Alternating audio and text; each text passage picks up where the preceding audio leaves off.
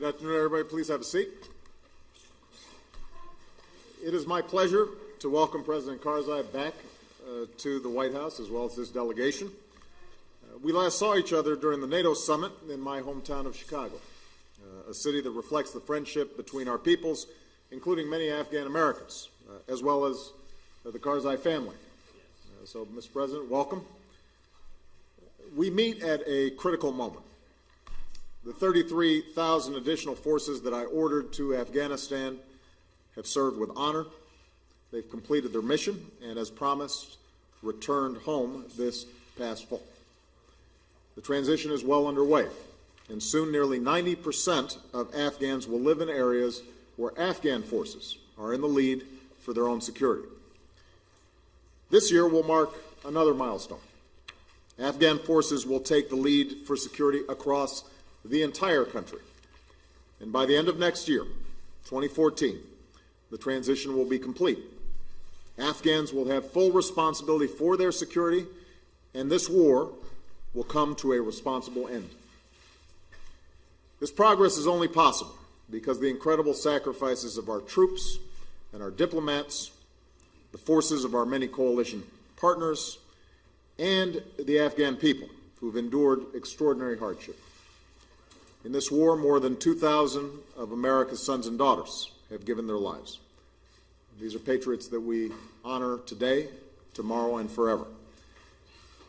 And as we announced today, the next month I will present our nation's highest military decoration, the Medal of Honor, to Staff Sergeant Clinton Romache for his heroic service in Afghanistan. Today, because of the courage of our citizens, President Karzai and I have been able to review our shared strategy. With the devastating blows we've struck against al-Qaeda, our core objective, the reason we went to war in the first place, is now within reach, ensuring that al-Qaeda can never again use Afghanistan to launch attacks against our country. At the same time, we pushed the Taliban out of their strongholds. Today, most major cities and most Afghans are more secure, and insurgents have continued to lose territory. Meanwhile, Afghan forces continue to grow stronger. As planned, some 352,000 Afghan soldiers and police are now in training or on duty. Most missions are already being led by Afghan forces. And of all the men and women in uniform in Afghanistan, the vast majority are Afghans who are fighting and dying for their country every day. We still face significant challenges, but because of this progress, our transition is on track. At the NATO summit last year, we agreed with our coalition partners that Afghan forces will take the lead for security in mid-2013. President Karzai and his team have been here for several days. We've shared vision for how we're going to move ahead. We've consulted with our coalition partners, and we will continue to do so. And today we agreed that as Afghan forces take the lead and as President Karzai announces the final phase of the transition, coalition forces will move to a support role this spring. Our troops will continue to fight alongside Afghans when needed, but let me say it as plainly as I can. Starting this spring, our troops will have a different mission: training, advising, assisting Afghan forces. It will be a historic moment and another step toward full Afghan sovereignty, something I know that President Karzai cares deeply about, as do the Afghan people.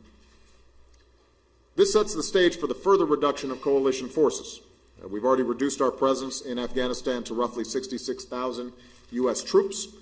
I've pledged we'll continue to bring our forces home at a steady pace, and in the coming months I'll announce the next phase of our drawdown, a responsible drawdown that protects the gains our troops have made. President Karzai and I also discussed the nature of our security cooperation after 2014. Our teams continue to work toward a security agreement, and as they do, they will be guided by our respect for Afghan sovereignty and by our two long-term tasks, which will be very specific and very narrow. First, training and assisting Afghan forces, and second, targeted counterterrorism missions against al-Qaeda and its affiliates. Our discussions will focus on how best to achieve these two tasks after 2014, and it's our hope that we can reach an agreement this year. Ultimately, security gains must be matched by political progress, so we recommitted our nations to a reconciliation process between the Afghan government and the Taliban. President Karzai updated me on the Afghan government's roadmap to peace, and today we agreed that this process should be advanced by the opening of a Taliban office to facilitate talks. Reconciliation also requires constructive support from across the region, including Pakistan. We welcome recent steps that have been taken in that regard, and we'll look for more tangible steps because a stable and secure Afghanistan is in the interest not only of the Afghan people and the United States, but of the entire region. And finally, we reaffirmed the strategic partnership that we signed last year in Kabul, an enduring partnership between two sovereign nations. This includes deepening ties of trade, commerce, strengthening institutions, development, education, and opportunities for all Afghans, men and women, boys and girls. And this sends a clear message to Afghans and to the region. As Afghans stand up, they will not stand alone. The United States and the world stands with them. Now, let me close by saying that this continues to be a very difficult mission. Our forces continue to serve and make tremendous sacrifices every day. The Afghan people make significant sacrifices every day. Afghan forces still need to grow stronger. We remain vigilant against insider attacks. Lasting peace and security will require governance and development that delivers for the Afghan people and an end to safe havens for al-Qaeda and its ilk. All this will continue to be our work. But make no mistake, our path is clear and we are moving forward. Every day, more Afghans are stepping up and taking responsibility for their own security, and as they do, our troops will come home. And next year, this long war will come to a responsible end. President Karzai, I thank you and your delegation for the progress we've made together and for your commitment to the goals that we share. A strong and sovereign Afghanistan where Afghans find security, peace, prosperity, and dignity. And in pursuit of that future, Afghanistan will have a long-term partner in the United States of America. Mr. President. Thank you.